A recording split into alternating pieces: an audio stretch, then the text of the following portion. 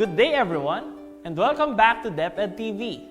I am your teacher Joshua, and I will be your guide in sharpening your skills and enhancing your minds in order to face the challenges in Grade 8 Mathematics. Ready your self-learning module, your pens, and your paper with you, and let us have a wonderful day of learning. In our previous episode, we talked about factoring polynomials that we consider special products. Can you still remember them? They are the difference of two squares, the sum of two cubes, and the difference of two cubes. Each is a special product because they can be written in factored form as a product of unique sets of polynomials. For today, we will factor another type of polynomial with three terms, or a trinomial.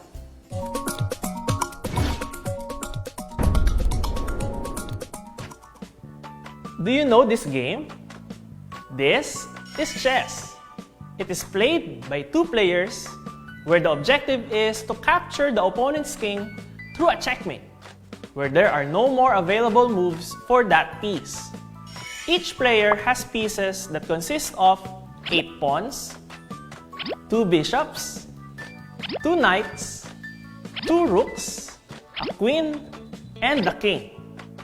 There are a few variations of chess, but the most common is the game played on an 8x8 square board. How many squares are there in this chessboard? We can easily compute by multiplying the number of rows by the number of columns. 8 times 8, or 8 squared, is 64. There are 64 squares in an ordinary chessboard. Some trinomials are like that. They are a result of a square of a binomial. Let us recall how to square the binomial a plus b. This can be written as the product of a plus b and itself. There are different ways to show this, but one of the simplest ways is to multiply the expressions using FOIL method. We multiply the first terms in each binomial. A times a is a squared. Then, the outer terms a times b is positive ab. Next is the inner terms. B times a is also positive ab. The product of the last terms, b times b, is positive b squared. We will now combine like terms. It is usually the outer and inner products that we add. In this example, ab plus ab is 2ab. Therefore, the square of a plus b is equal to a squared plus 2ab plus b squared. Though the process is the same, the square of the binomial a minus b is equal to a squared minus 2ab plus b squared. These polynomials are special products that we call perfect square trinomials. And we apply these patterns to identify the factors of the perfect square trinomial. Suppose that there will be another variation of a chessboard that will give a total of n squared plus 16n plus 64 square tiles. How many rows should the chessboard have? We can determine the number of rows of the new chessboard by expressing the polynomial in its factored form. We see if this is a perfect square trinomial. First is to determine if the first and last terms are perfect squares. The first term is already a perfect square of n, and 64 is equivalent to 8 squared. Next is we get twice the product of the expressions and check if it is equal to the middle term of the polynomial. What is 2 times n times 8? It is 16n. And it is the same with the middle term of the polynomial. we have shown that n squared plus 16n plus 64 is a perfect square trinomial. Now, we simply write the polynomial as the square of the binomial n plus 8.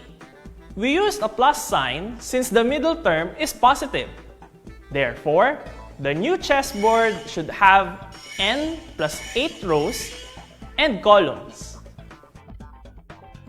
Let us try this example. Factor the polynomial 8x squared minus 24xy plus 18y squared. It is a trinomial. But is it a perfect square trinomial? Look at 8x squared and 18y squared. This cannot be shown as expressions to the power of 2. Hence, they are not perfect squares. So there must be another way to factor the polynomial. Observe. What can you see? All terms of the polynomial are divisible by 2. Hence, it has a greatest common monomial factor of 2. So factoring out 2 from the polynomial, we will get 2 times the quantity 4x squared minus 12xy plus 9y squared. Let us see if the trinomial can further be factored. Check if the first and the last terms are perfect squares. 4x squared is the square of 2x. And 9y squared can be expressed as the square of 3y. Next is we multiply 2 by these expressions. What is the product of 2 times 2x times 3y? It is 12xy, which is equal to the middle term of the trinomial factor. Note that the first operation used is subtraction, which means the binomial also has subtraction. Now that we have proven that the trinomial is a perfect square trinomial, we can say that the polynomial 8x squared minus 24xy plus 18y squared can be written as 2 times the square of the binomial 2x minus 3y. Now let us factor x squared plus 10x plus 16. Let us check if this is a perfect square trinomial. The first term is a perfect square of x, while the last term can be expressed as 4 squared. Next, let us check if the middle term is equal to twice the product of the acquired expressions. What is 2 times x times 4? It is 8x. But wait, don't we need 10x to be the middle term? What does this mean? It means that x squared plus 10x plus 16 is not a perfect square trinomial. There are instances that the trinomial is not a perfect square trinomial but can still be factored. Let us look at this. We have 16 pawns in chess, right? We can place and divide them equally in a number of ways. Earlier, we showed 16 can be expressed as 4 squared. It means that 16 can be divided equally in 4 groups of 4 pawns each. But since our polynomial earlier is not a perfect square, there must be other factors that may be a solution to our problem. Can you divide these 16 pawns in another way? This can be divided into 2 groups of 8. One group for white pieces and another group for the black pieces. And we will use this concept to factor general trinomials. Let us have a short exercise before proceeding in factoring general trinomials. Enumerate pairs of factors whose product is equal to the given number. For example, 6. What 2 numbers can be multiplied such that the result is 6? 6 can be equal to the product of 1 and 6. or 2 and 3. Remember also that a positive number can be a product of two negative numbers.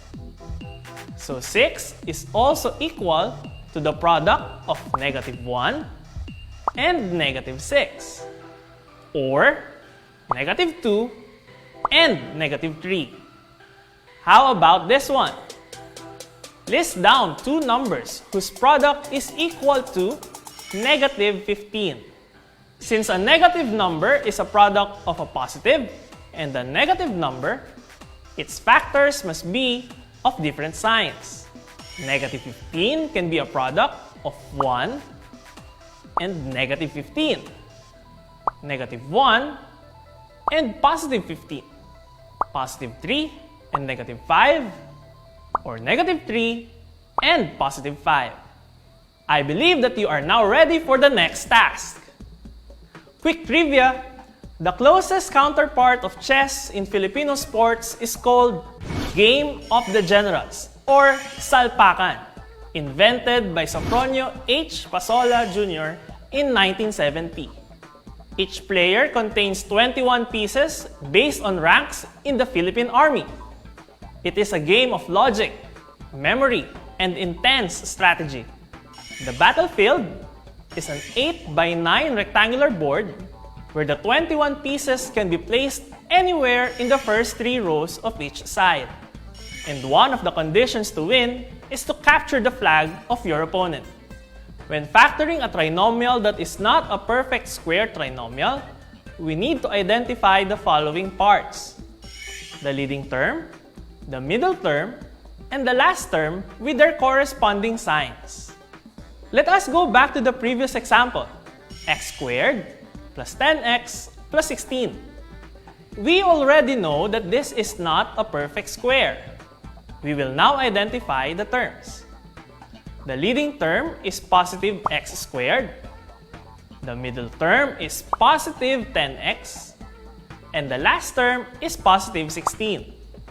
Next step is to multiply the first and the last terms.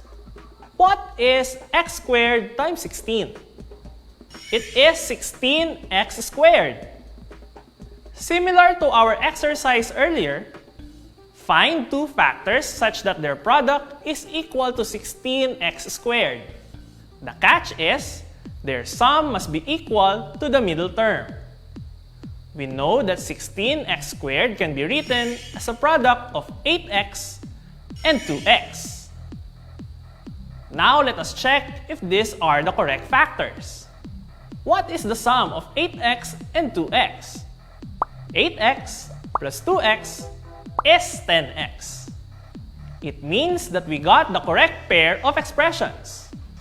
We can now rewrite the polynomial starting with the leading term, x squared, then the acquired factors, plus 8x, plus 2x, since it is equal to 10x, and the last term, plus 16.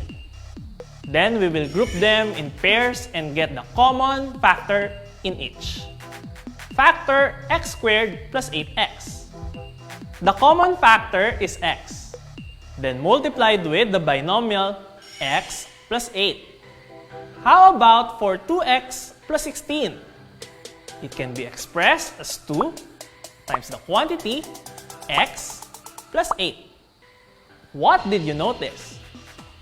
Both of them has a binomial factor x plus 8. So we can finally factor it completely as the product of the quantity x plus 8 times the quantity x plus 2.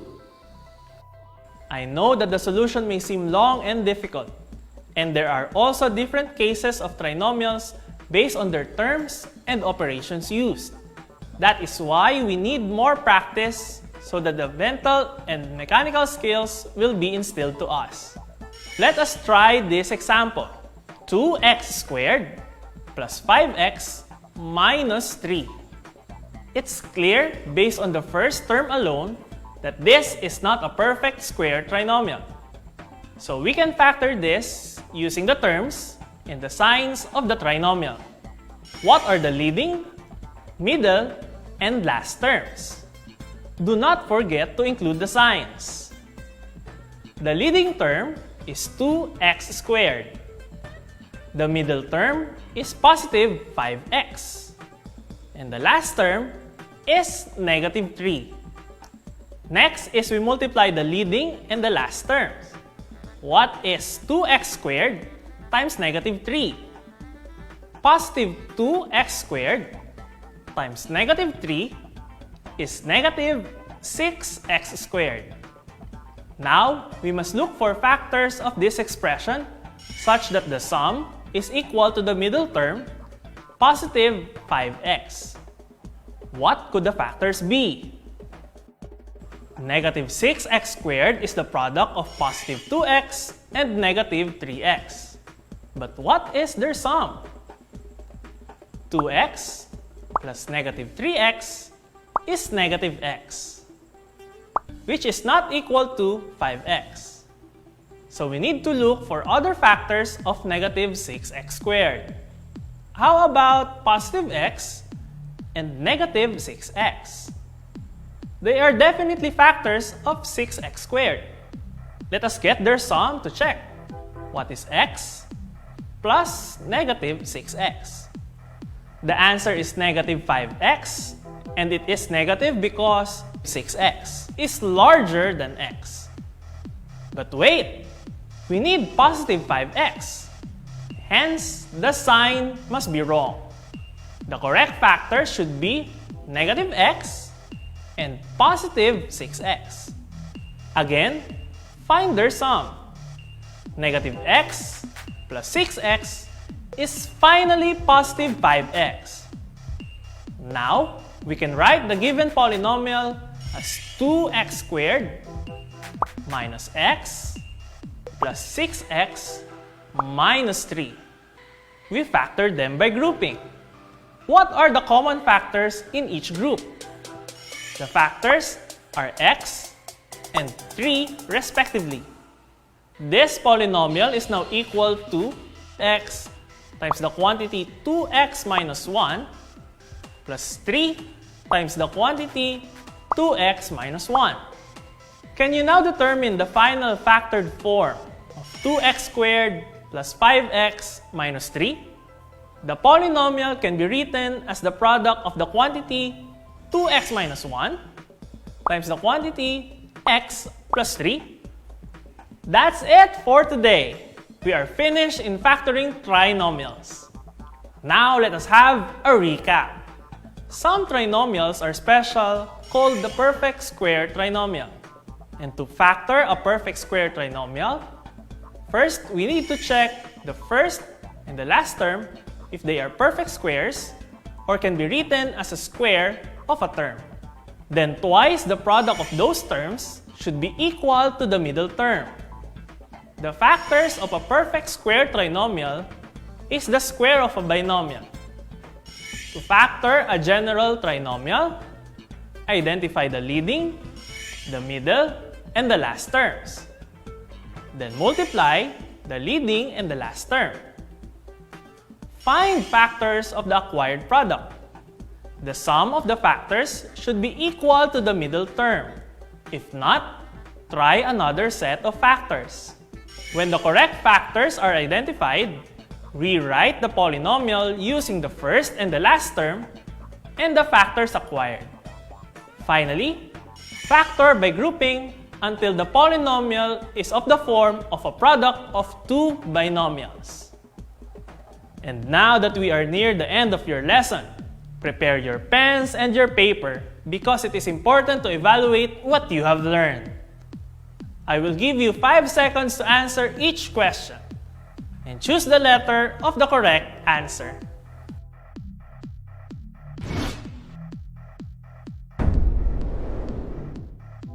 Question number 1. Which of the following is a perfect square trinomial? Is it A, x squared minus 2x plus 4, B, 4x squared plus 12x plus 9, C, x squared minus 4y plus 2y squared, or D, 9x squared minus 6xy minus y squared?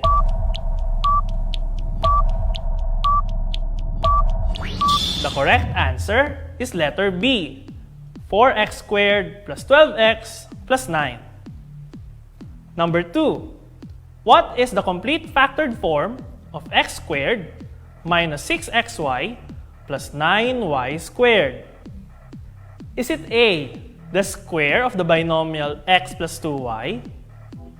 Letter B, the product of the binomials x plus 3y and x minus 3y? Letter C, the square of the binomial x minus 3y? Or letter D, the quantity of x minus 2y times the quantity of x plus 2y?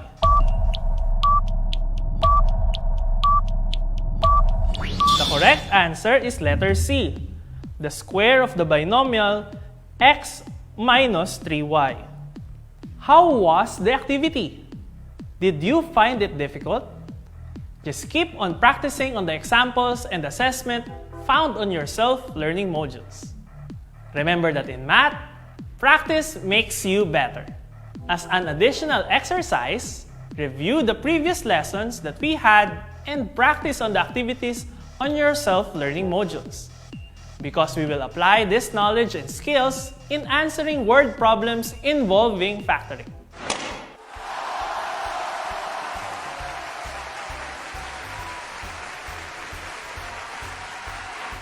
I hope that you have learned a lot in our episode today. Note that there are many ways to solve a problem, and you must focus on the patterns you have observed and the process in factoring these polynomials. With practice and determination, I believe that you can ace any lesson in mathematics. For our next episode, we will have solving problems involving factors of polynomials.